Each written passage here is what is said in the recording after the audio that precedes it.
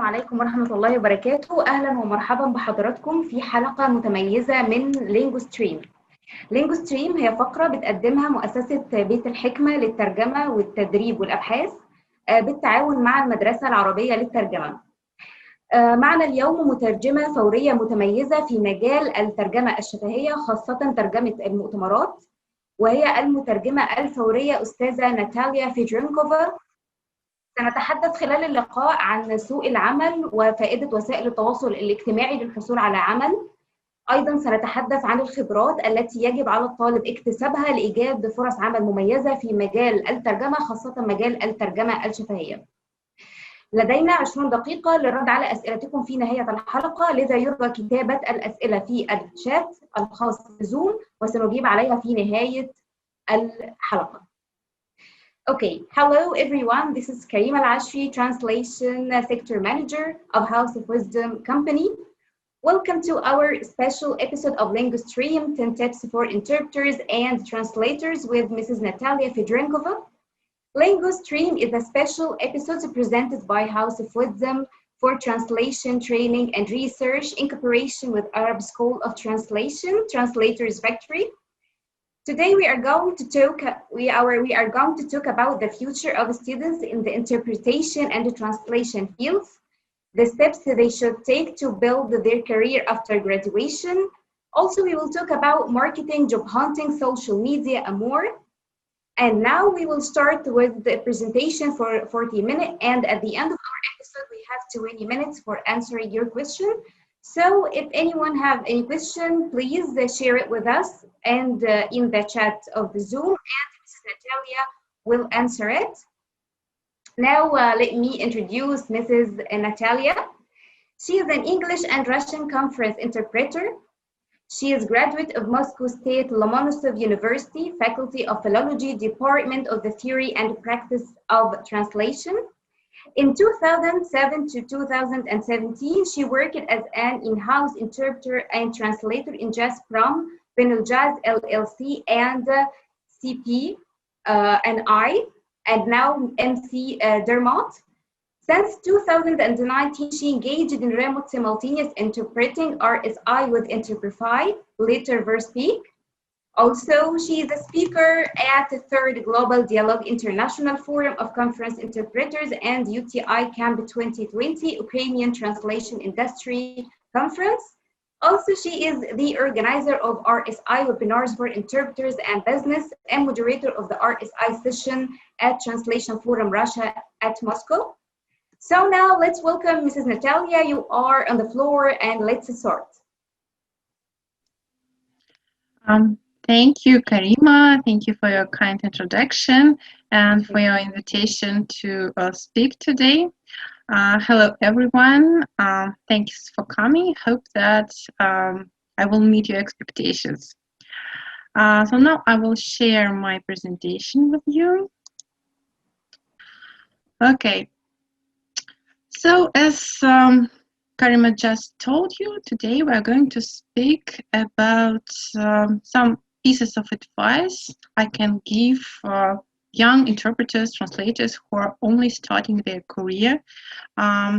Maybe they are still studying, maybe after the graduation, but with no significant experience yet.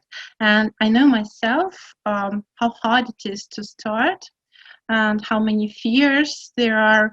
And often there is no one to go to ask for advice. And I would like to make this path a little bit easier for you because I had to learn myself the hard way. So a little bit about myself. Well, Karima basically already told you who I am. So I won't stop here for long. So I'm the English-Russian conference interpreter based in Moscow, Russia. And from graduation, for about 10 years, I worked as an in-house interpreter, but mainly translator in a subsidiary company of Gazprom, and an oil and gas Russian company. And after that, I moved to a petrochemical company, American one, CB&I. And since 2017, I became a freelancer, a freelance conference interpreter. So recently, this year actually, I started speaking, making presentations about my experience, because I learned that the experience I gained, though I cannot say that I'm a very experienced interpreter already. I have been working only for 3 years as a conference interpreter on the market, but still I have gained some experience, and also I started doing remote simultaneous interpretation quite early on in the beginning of 2019. So it was before this world of pandemic, COVID-19 hit us, and so when it did, I found out that I have something to tell my colleagues to help them go online and provide their services online, because that was the only way, and still is, I think. So below you can see my contact details, my email, telephone number, and my website. So you can contact me later if there are any questions I do not answer today. So I will be happy to help you. Okay, so let's start with the tips I can give you. Tip number 1. Well, it can seem obvious, but not all the students understand that they can start working even before the graduation. So there are quite a lot of job opportunities for students. For example, I think the best way to start is to work at exhibitions or fairs. Because they usually do not require too much. There are no expectations from you, no high standards, and it's not a too complicated job to be an interpreter at an exhibition. So you can start with this, and they are also often looking for students, because they do not pay much, obviously, and so they are quite happy to give the job to the linguistics students. Then the teachers can be a good source of jobs for you.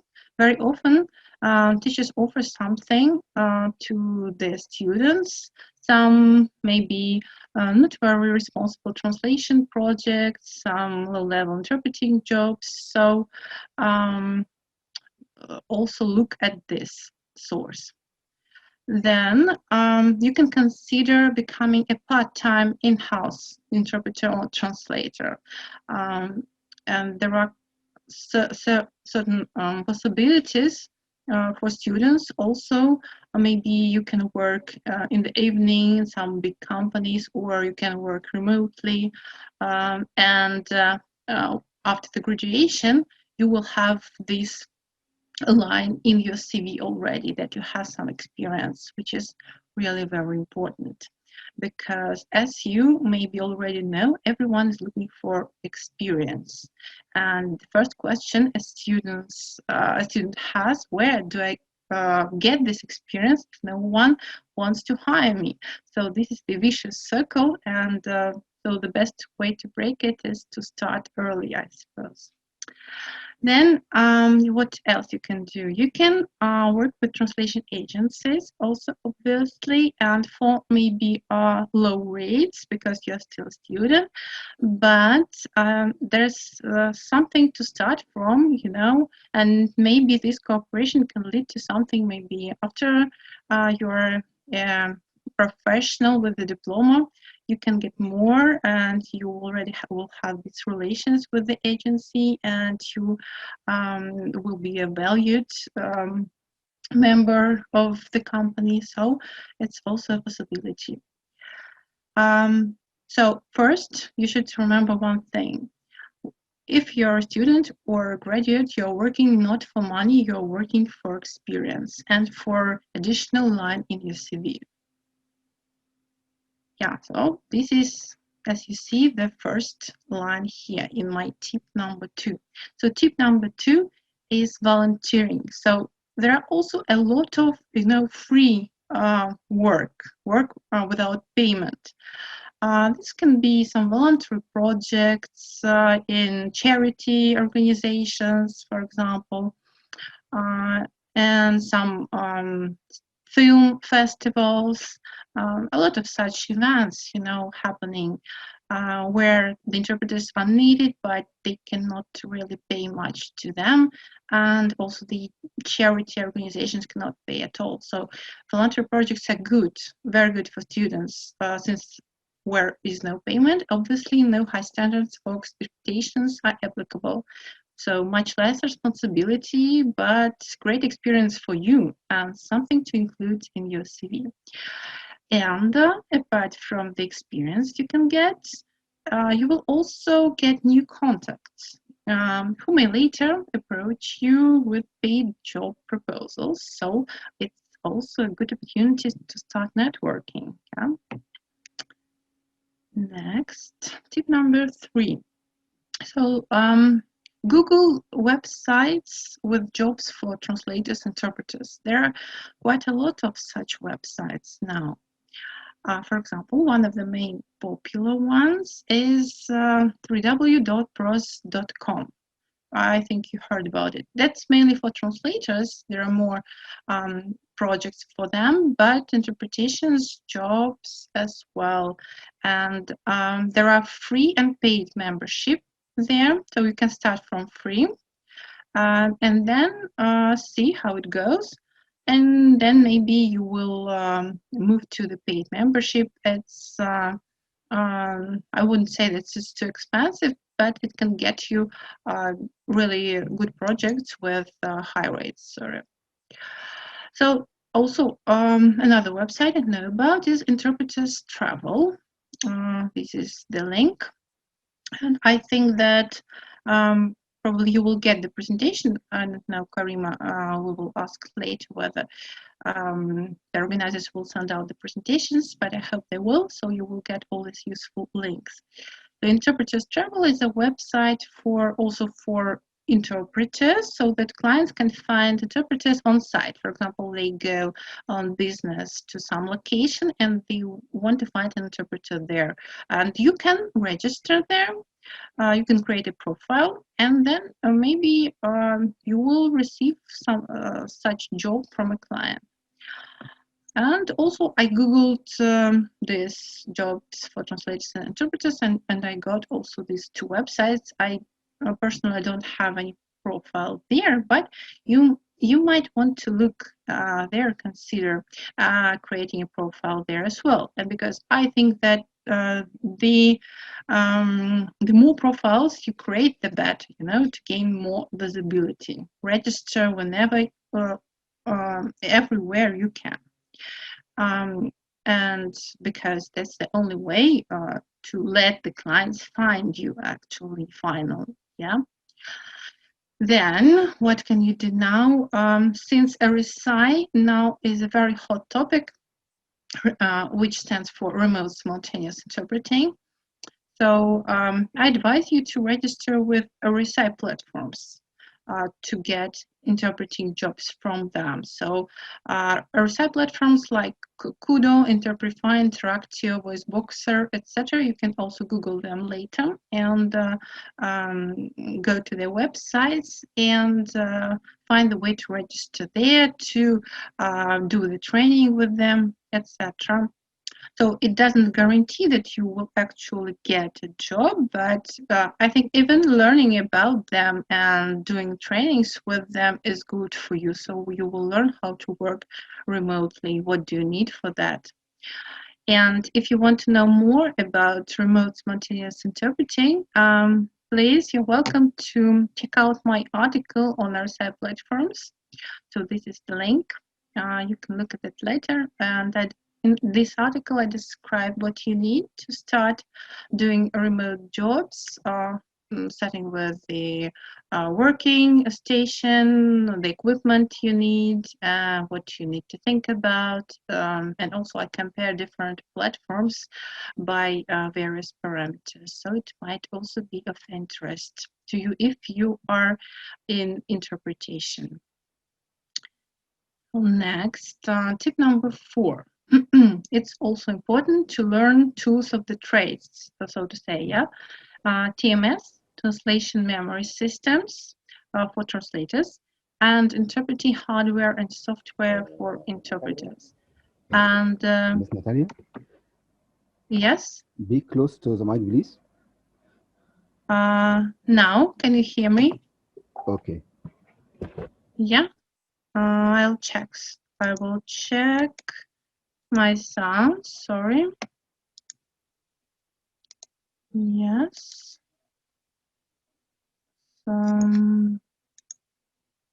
Playback 3. Level. No, I think it should be well. Okay. Yeah. I will try to speak louder. Okay, it's okay now. So TMS, yes, or CAD tools, they are also called sometimes. So what translation memory systems are there on the market today? These are the most popular translation memory systems: Trados, SmartCAD, MemoQ, MemSource. So you might want to look at those, but of course this is not an exhaustive list. And if you want to work as a translator, so with written texts, it's absolutely vital that you learn how to use those, because I think no translation agency already works with translators who do not use this. Also, I think that at least when I was a student, no one taught me this at the university. So I had to, well, I'm not a translator, I'm actually an interpreter, but I used a little bit Trados when I worked in-house. And so I had to learn myself, and I had no idea how to use it, what it is, you know. It will be good for you if you learn this, if you do the trainings, if you maybe ask your elder colleagues to help you with this. Because unfortunately, very often translation and interpretation schools do not teach these practical skills, but this is really important for you to work on the market. So if you're more into interpretation, also my advice to you is to study interpreting hardware. For example, like this one on the picture. So the booth equipment, what you find in a booth when you come to the booth to perform simultaneous interpretation. Because it's good that you know how it works before you actually come to the real job, you know. And also I think that your teachers, maybe your elder colleagues, can help you with this. Then learn about RSI equipment, which, as I already mentioned, is a hot topic. And so to start working remotely, you need to have all this equipment, or you need to have professional headsets, the microphone. You need to know how RSI platforms work. You need to have a stable and high-speed internet connection, UPC devices for all your PCs and other devices connected to the network. So I describe all this in detail in my article, so please check it out for more information. Okay, that's about the tools. Then tip number 5. Professional associations. So you probably heard about them. Investigate what professional associations do you have in your country, because you know I'm a Russian English interpreter based in Russia, so I don't really know what associations you have in your country. I know a lot about my own country, right? And also I can tell you about international associations, which is also something you should look at. So I think the most well-known association of interpreters is IIC, International Association of Conference Interpreters. So this is their website. And so this is the most well-known international association of conference interpreters. So, and I'm not saying that you should try to enter it at once after graduation now, and probably you can't do that because you need some experience, some proven experience to become a member. But you can look at the conditions, you know, what you should do to join the association, and it will give you some idea of what you should start from. And also, if you follow their website, maybe you can follow them also on social networks. You will see that they hold webinars, seminars now and then on interesting topics you might be interested in, and also I think it's they post some valuable information often. So I think that it makes sense to follow them. Another association is American Translators Association. This is their website.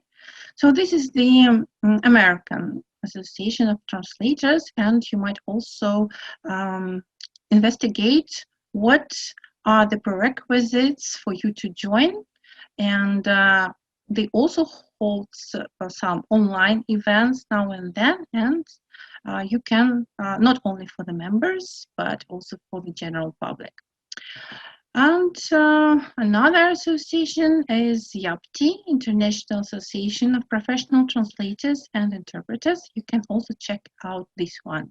And of course, this is not an exhaustive list. It's just some suggestions for you, you know.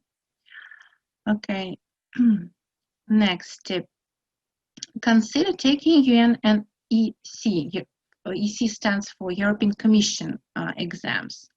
So I didn't know that myself when I graduated. I didn't know that I could do this, and I didn't know at all that there are any exams that you can work in United Nations or European Commission. But this is a real opportunity, and please visit their websites.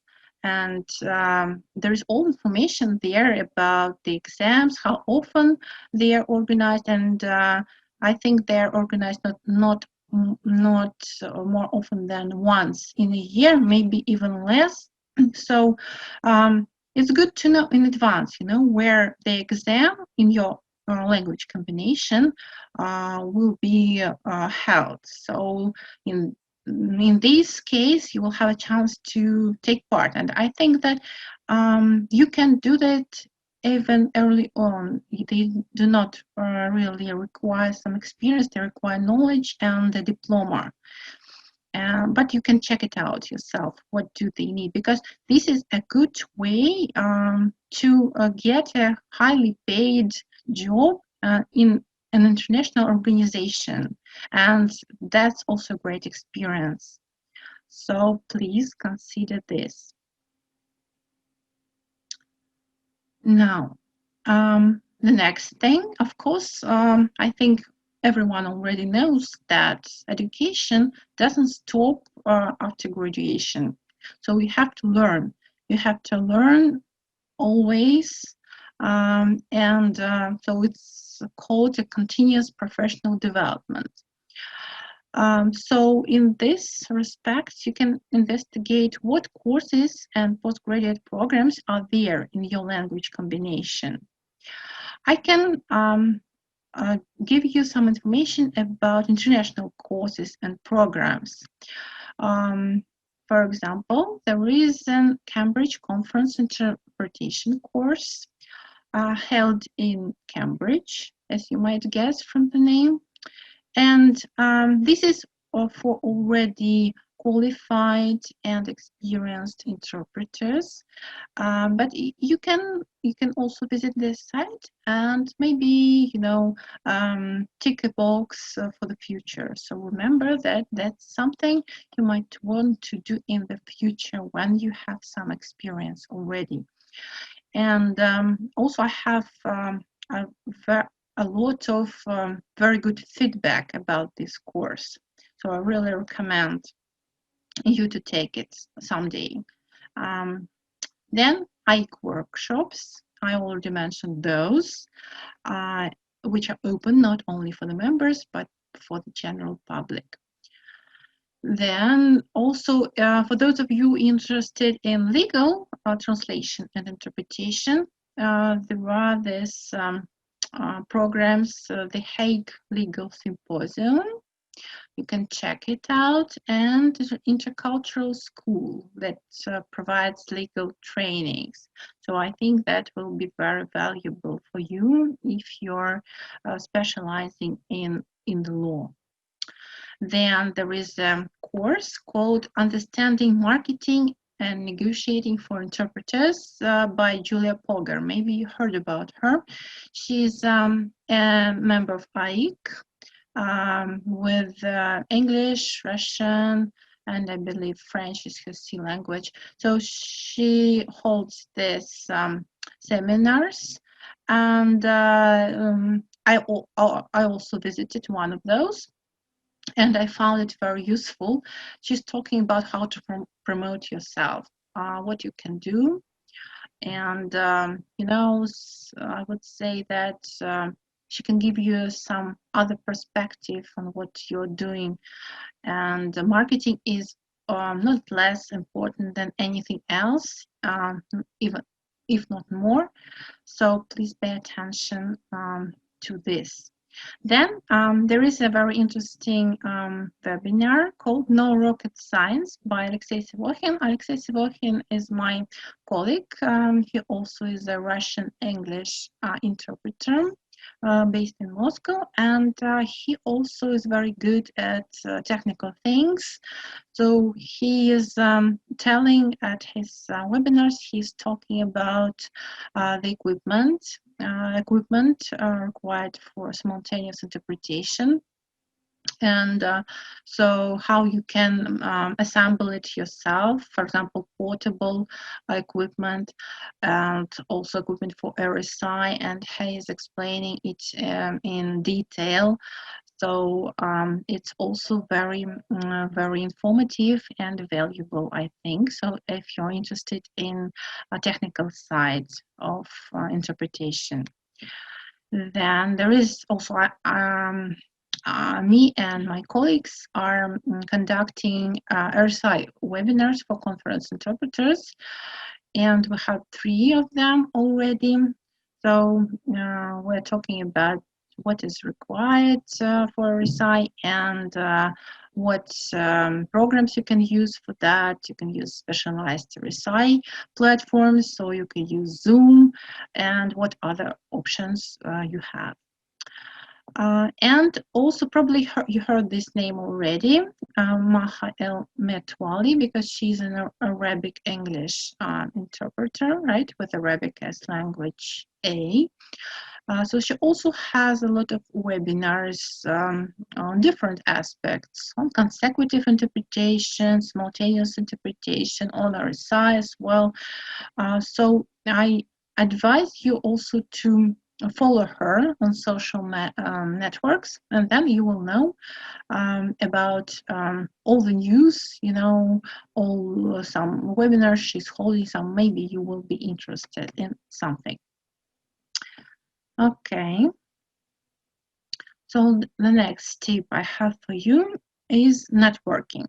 I believe that we translators and interpreters very often underestimate this powerful tool. And some of us, maybe we're shy, or maybe we're not used to going to large conferences or whatever, but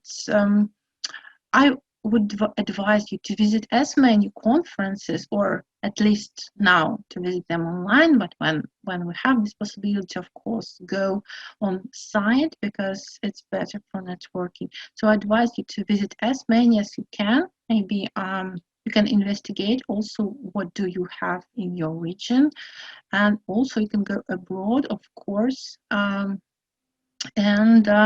what translation conferences are there? For example, I think the largest translation conference in Russia is Translation Forum Russia. So you can read about it in more detail on their website. And this Translation Forum Russia conference brings together language service providers and also independent translators and interpreters. And so they have a chance to meet, to listen to some interesting lectures, to attend some lectures and classes, master classes. And at the same time, I think the most valuable thing about all these conferences is not information, but meeting new people and meeting your potential clients, because translation agencies are also your potential clients, and you need to, get to know each other some way. And the best way, I think, is to do it this way. So what other conferences are there? Also, there is a large conference held in Moscow, Global Dialogue International Forum of Conference Interpreters. Also, European Conference, BP, Translation Conference, maybe you heard about it. It's more for translators. Then what else? We have UTIC, Ukrainian Translation Industry Conference. It's also quite a large event. So please check out these websites, and maybe you can decide to visit those someday. And as you can see on these photos are photos of me speaking at these conferences this year. It's at Global Dialogue, and this one at UTIC, as you can see, with Maha El Metwali. So I started from attending the conferences, and so this year I was invited to speak. So I advise you to consider taking part next time. Then also, apart from big translation conferences, which happen usually once in a year, there are smaller webinars, translation and interpreting workshops, meetups, etc. A lot of these things is going on, and I think a good thing for you would be to check out these opportunities and not to miss them. And remember, colleagues are the first source of potential jobs. That's true, and not only for students and beginners in interpreting and translation, but also for experienced interpreters and translators, because, well, it's just how it works. So pay attention at this tip, special attention. Okay, what else do I have for you? So there are also translation and interpretation contests. For example, there is a large contest held in Moscow, but now it's online. Cosinus P, so International Contest of Conference Interpreters. So you can check out the website. It's in English, so you can do that. And up to this year, I think they had, they didn't have Arabic, they had Russian English, Russian Spanish, Russian Italian, Russian French, but also English Spanish, English Chinese. So there are combinations without Russian. Maybe next year or some year they will also include Arabic, who knows? So you can keep an eye on that. And when I Googled other translation contests, I found this St. Jerome translation contest held by UN. So you can check it out as well. And why I am drawing your attention to all these contests, that's because that's another way, you know, to promote yourself. And even if you do not win, but maybe you can pass through from the qualifying stage to the quarterfinals, then to the semifinals, and even then you will already gain something, you know, you will gain visibility, you will meet new people. And for example, COSINSP, they put the photos and videos of the contestants on their web page. So this way you also, you know, promote your services and you can get clients. And so the more actually people see you, the better. Then the third contest I found is Juvenile Translators, held by European Commission. You may study it in detail as well, the prerequisites for participation, etc. So, of course, look for translation contests in your region. It's a great way to test yourself. Yes, promote yourself and test yourself. And tip number 10 is last but not least, because so now we come to marketing through social networks. So I strongly advise you to create professional profiles on Facebook, LinkedIn, Instagram, Twitter. Maybe you also know about other social networks, but these are those where I have my own profile. And also on Facebook, for example, there are a lot of interpreters and translators groups. You can join them and follow as many opinion leaders and experienced interpreters, translators as you can. This way you will learn a lot. You will, first of all, you know the latest news. And also it can give you a lot of advantages. So also think about creating a website. So maybe this a little bit later on because it costs money, but think about this. Maybe investigate how much it costs because it's also a very good promotion tool. Though I think, no, I do not think, I'm sure that social networks are better, but you can have it, you know, both. Then consider becoming a blogger. It means that to become a blogger, to gain more visibility, you should post regularly about various aspects of translation and interpretation, so on these social networks. You can talk about your jobs, your new experiences, something you learned, your impressions, maybe some linguistic tips, maybe some things that happened to you, something about how to translate this or that phrase, etc. There is a lot you can talk about. And I want also to draw your attention to the fact that today social networks are the number one for a series of aspects. First, for meeting new people, for meeting colleagues and clients, of course. For learning what's new in our professional field, so groups help here.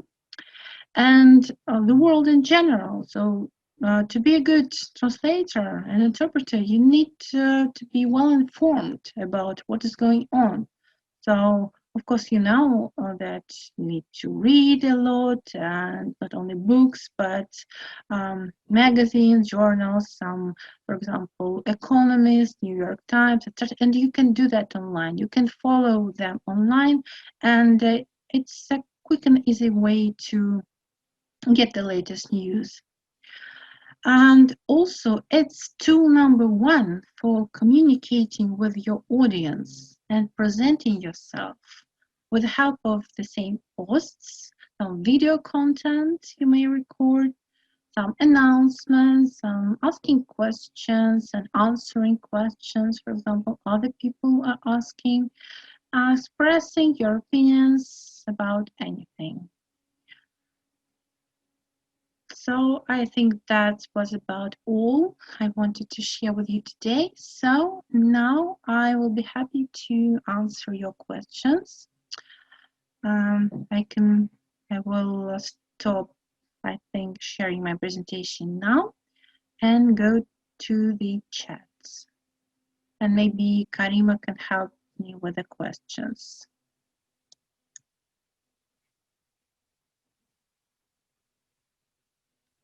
The question of what makes the conference's interpretation different from other types of translations? Well, you know, translation and interpretation, these are different fields, because translation, as you know, surely, is a translation, means translation of written text, so working with written text. And interpretation is working with oral language. So either consecutive or simultaneous. Interpretation means attending conferences, working in a simultaneous interpretation booth, or on the stage with a microphone, etc. So these two types, I think, require different skills, because translators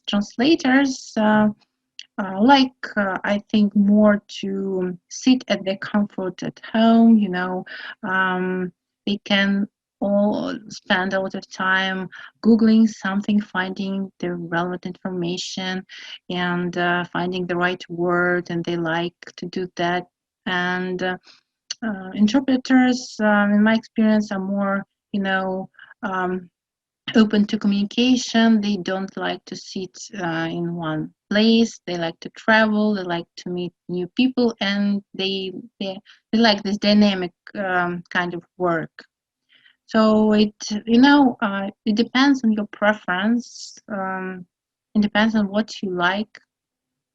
So these are the main differences. Okay, what do we have? Yeah, anything else? What are the prerequisites to involve in the consecutive and simultaneous translation? Yes, interpretation.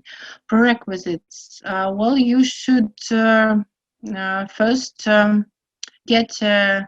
preferably get a degree in interpretation, or study it. Yes, pass the courses, get some certificate or diploma, whatever. So get some formal training. I think it's important. What else?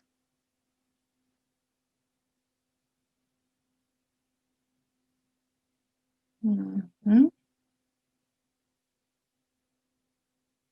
Mm-hmm. Do these associations I was talking about involve English Arabic translators, interpreters? I think yes, Arabic English is a popular combination. So I think it's even more popular than Russian English. So I encourage you to check this out. Yeah, so the colleague already answered that, saying that Arabic is now a language included in the UN. So yes, Arabic is in demand. International courses, no, they are not free. So the question was, are these international courses free? No, I don't know really any courses that are free. They can be quite expensive, yes. Well, you can check out and see for yourself.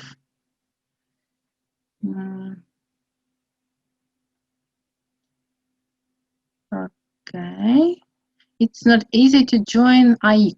You will need a referral from another member besides many extensive years of experience. Yes, you're right. It's not easy, and that's the reason that I'm not a member of AIC yet, but someday I would like to be. I was not really, I didn't mean that you should try joining it now. I meant that you can just, plan for this. You can look at what they require and think about maybe in how many years you will come back to this. It's just some idea for the future, I suppose. And also they hold a lot of valuable webinars, like I said. So I encourage you also to follow them. And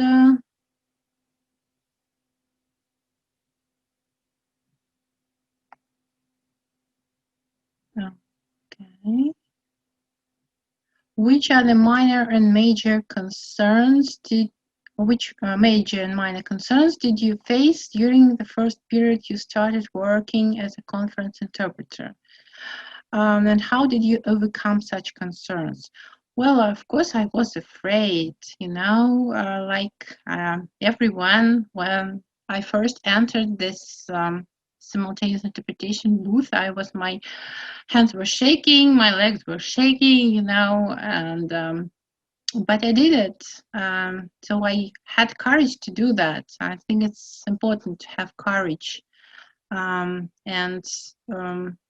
after that, you know, it became a little bit easier, and then a little bit easier and easier, and then I knew already that I can do that. And you know, the more you are working, the better you become, and the easier for you is to do these jobs. And you know, it goes on and on. And how did I overcome my fear? Well, I think no, you have to have some belief in yourself, I think, and well, maybe you can understand that everyone has to start from something, and the well-known interpreters today were beginners someday as well, just like you. And also, no one expects, you know, perfection from you from your very first performance. So be a little bit easier on yourself. And of course, preparation is key. So the less experienced you are, the more time you should spend preparing for the job. I saw such examples when, for example, there were two interpreters in the booth. One of them was more experienced, the other one a beginner, but this beginner did a really good job preparing. He or she, yes, had a glossary, read all the materials, and Googled everything he or she could Google, right, and watched a lot of videos on YouTube on this topic. And as a result, she or she really performed better than this experienced interpreter who didn't bother to do that. So use your, you know, advantages that you have. Yeah, everyone has their strengths and weaknesses. So use your strengths. Okay, what are the steps you recommend for beginners in interpreting? Practice a lot. I mean, if you don't have real jobs yet, you can always practice yourself. You can, you know, there are a lot of video content now in the internet, so you can find anything on YouTube now. You can just start the video and interpret it, and you can record yourself and listen to it. Or I really forgot to mention that there are also interpretation groups today. Several of them I already know about, who are practicing interpretation, so they are giving feedback to each other. So you can do that as well. You can start a group, or you can do that with your co-students, fellow students, right? So you can record yourself and give your fellow student to listen to and give you feedback. And this is always good to have someone listen to you. So yes, practice and try to also to work as much as possible. Yes, and I talked about how you can get this first translation and interpretation jobs. Then taking expressive notes during consecutive translation, as a reminder, is very confusing. How can we manage that issue? You know, I'm not very good at taking notes myself, and I could never learn these special symbols. I have my own style, of course, but it's something also I should work on. And I think that if you find taking notes confusing, you might try to maybe take notes only of the figures, main figures, names, such information, you know, and try just relying on your memory. Maybe I found sometimes that, you know, when I started writing down, I stopped remembering things. And maybe if it works the same for you, you can try just to write down only the most essential information. And different tactics you might try, actually. So what is your advice for those intending to be interpreters? I think I already answered that. Why did you choose this type of interpretation? Well, I always wanted to be a conference interpreter. I always looked up at them as when I was yet a translator, an in-house translator. I looked up at them as some, you know, creatures from other world. I thought that I could never be as good, and I really wanted to be like them because. No, it's my belief. It's not universally true, but I always thought that this is the most complicated type of interpretation and translation, simultaneous interpretation, and I really wanted to learn that. So, and also I enjoy being a freelancer. I enjoy being the host of myself, of my time, of working only if I feel like it, of taking those assignments that I like. And also I like meeting new people, traveling a lot. This profession gives me this opportunity. It's really, I think, one of the rare professions that can give you that. So that's the reason why I choose simultaneous interpretation. What makes the conference interpretation different from other types of translations? Well, I think I also answered this question. Could you tell us about the challenges you faced during your career? Well, I faced a lot of challenges, and I have a lot of funny stories about them.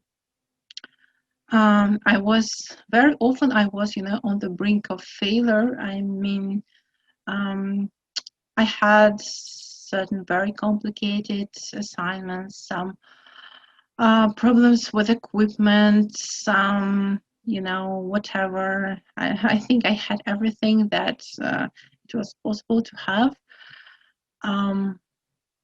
Well, but, you know, I also enjoyed it. I enjoyed the journey, and I like where I am now, and I think I know where I want to be. So, have you ever been interpreting for any of the world leaders?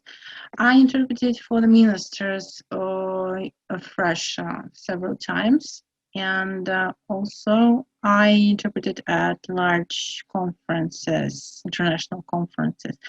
But I am not working at the Ministry of Foreign Affairs, and only interpreters working there can interpret for our president and the leaders, the main leaders of our country. And yeah, I wouldn't say that I, you know, missed that. That's a really huge responsibility. I'm not sure I'm ready for that. And the life of the interpreters who are accompanying world leaders is also very hard, especially, for a woman, because I don't want also to spend all the time, traveling and working. I also have a family, and I want to spend time with my family as well. And I also want to stay sane, and preserve my my nerves and etc. So probably I'm just not pursuing that career of a top high rank interpreter of high rank leaders. But I know I have such colleagues, and I admire them. Of course, they're doing a great job.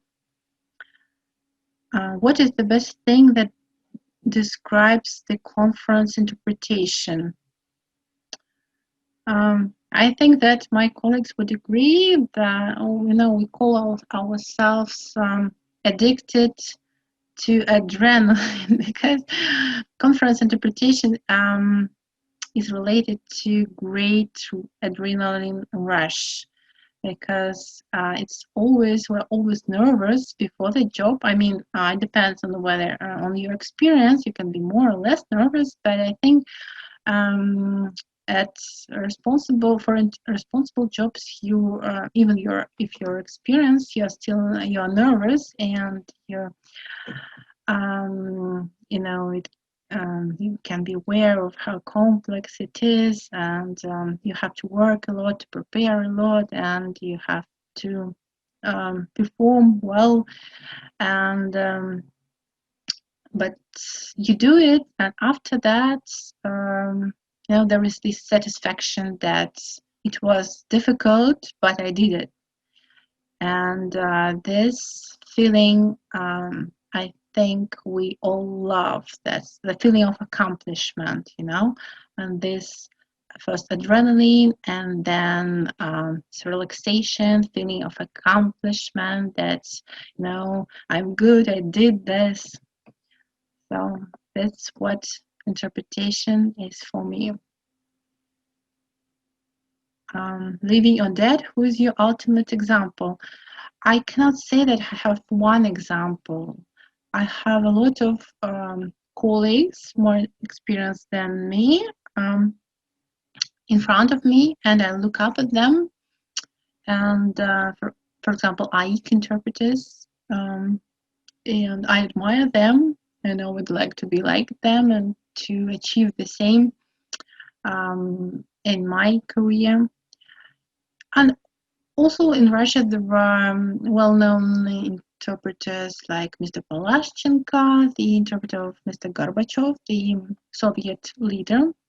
There are also other iconic figures as well, but I cannot say that I have one role model. No, that's not true. What are the things that you can't live without in your job?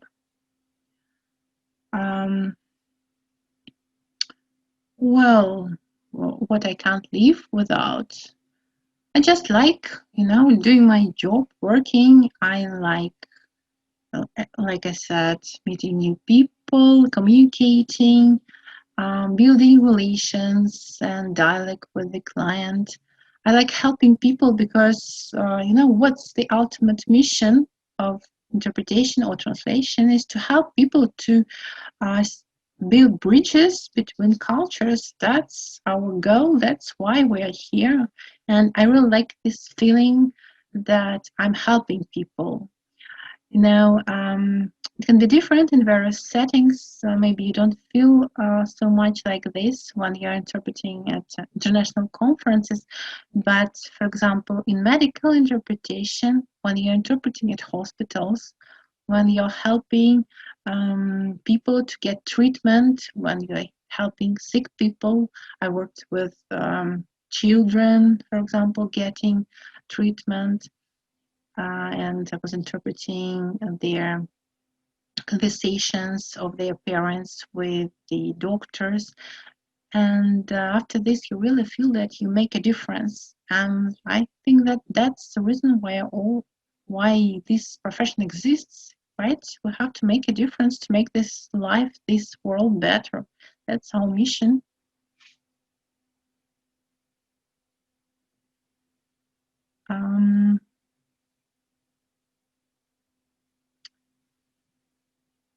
Where can we find actual examples of consecutively interpreted speeches from English into Arabic and vice versa? You know, I would check out the European Commission website. They have speech repository and in all the languages, and I saw speeches in Arabic there. So this you can use to practice yourself. And as for examples with interpretation already, well, I think YouTube is the universal source of those.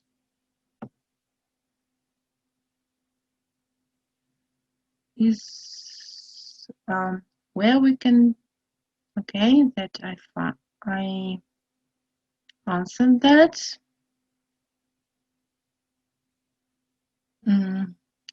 What professional development did you undertake to become conference interpreter from a translator? I did an interpretation course in Moscow, so I didn't mention it because it's for Russian English interpreters. So I did this course and a great course and a great teacher I had. And it was a short course. In fact, it was only 2 months. But I already had the diploma, the degree of with specialization in translation and interpretation. So I already was trained at the university, but I didn't have experience, and I think we didn't. Our training at the university wasn't really practice oriented. It was more academic, and at this practical course, I learned a lot of practical skills, and after that my teacher also helped me to start. She invited me to one, or not one, several conferences, and I could start. I could try myself, and after that, you know, just going on and on, you're collecting contacts and you're getting these proposals more and more often, and before you know it, you're a conference interpreter. That's like it. So, and of course, the more jobs you do, the better you are. Yeah. So you cannot become a good conference interpreter without practicing and working a lot. So you cannot wait, you know, until you become a good conference interpreter to start actually working. That's what I mean. Okay, self-confidence, yes, it's important, of course. Yes, and that's also what I meant under what I was saying about courage, that you have to take courage to do these first steps. But, you know, even now I have this imposter syndrome, I think. And when I was only starting, it was huge. I think I felt that I'm not a conference interpreter, what I'm doing here. But I could overcome that. I could overcome and perform, and that's what matters. So the preparation. Okay, how to motivate yourself while working from home? You mean practicing? Well, you just develop a routine. For example, you decide that I will record myself once a day or once a week. Better, of course, a day. Yeah. And for this purpose, groups help. Like I have, for example, a group of interpreters. We're practicing interpretation and we're recording ourselves and sending to the group. And our partner listens to us and gives the feedback. And also, that's what I do for my partner. So, for example, you can create such group.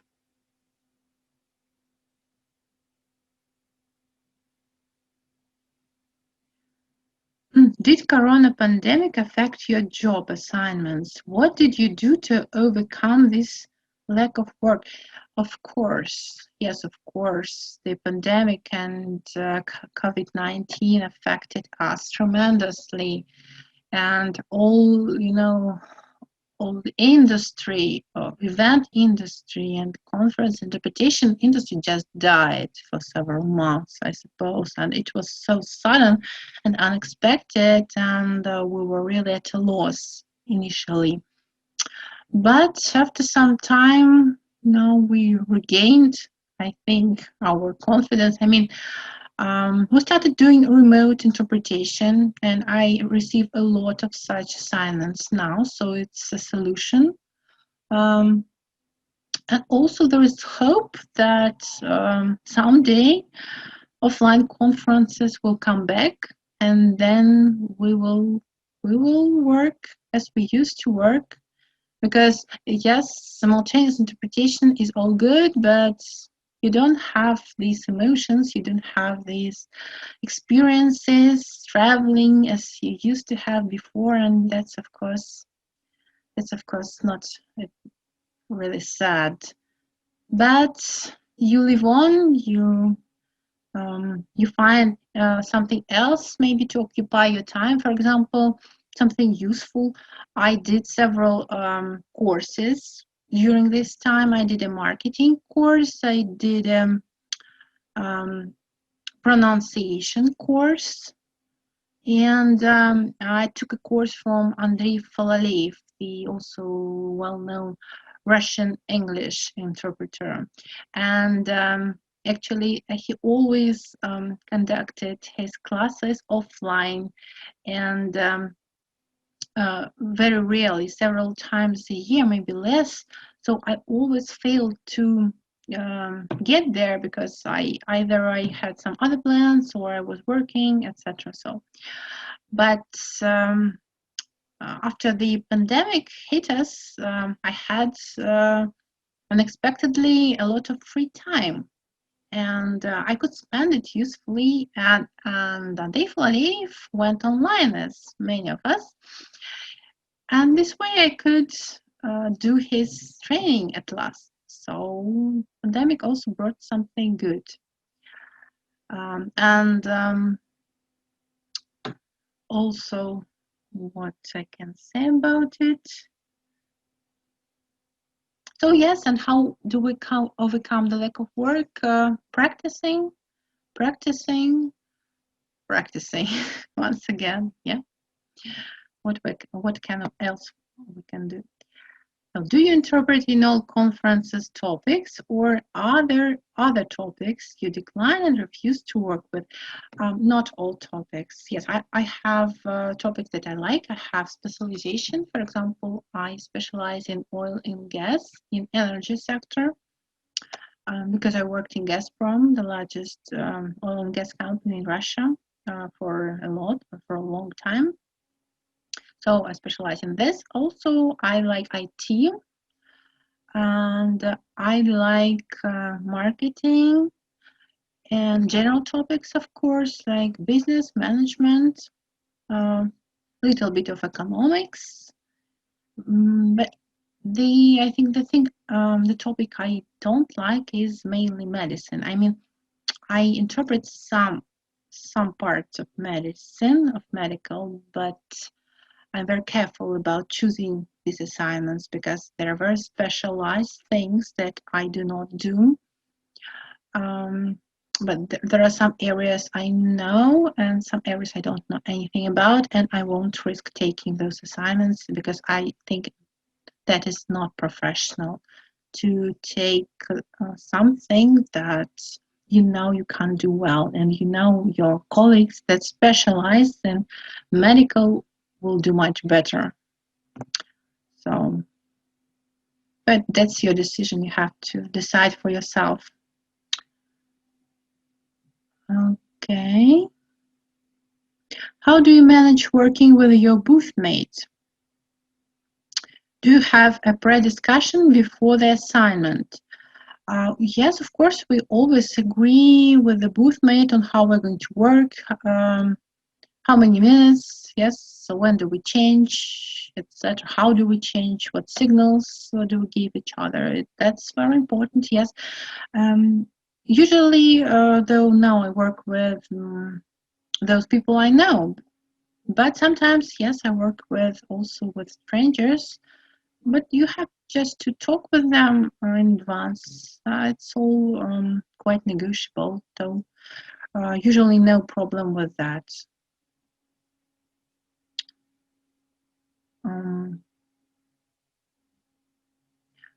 How you make your language the same level with the other languages in the translation? I think that's the question about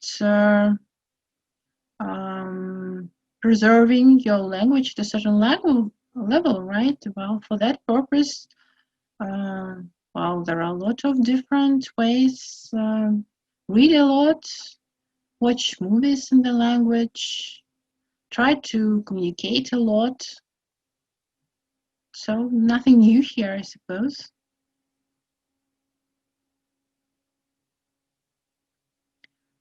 Okay, so I think that's about all. I answered all the questions. Okay, so thank you for your attention then. It was a pleasure to present, to speak to you, and I hope that you will use some of the tips I gave you, and it will help you in your career. So Karima, over to you. Yeah, thank you so much, Mrs. Natalia, for your great advice. So guys, today we know precious advice, tips, and that we should do to build your career as interpreter or translator. And we know the importance of volunteering work, social media, and to put yourself in a communities of interpretation and translation. And we talked about cat tools, we talked about social media, and and we know many precious information about our career. So now I want to thank Mrs. Natalia for accepting my invitation and for this special and precious episode. And also I want to thank you all. And I hope there will be an inspiring one and a starting point to build your career. Thank you so much, and see you in the next episode of LinguASTream. And thank you so much, Mrs. Natalia. Thank you once again. Goodbye, everyone. Okay. Thank you. Goodbye. Thank you, Ms. Natalia, for this nice lecture. It was a great pleasure to have you today as the House of Wisdom and Arabic School of Translation. Really, we thank you from our heart. Thanks a lot. Thank you for the invitation. It was a pleasure.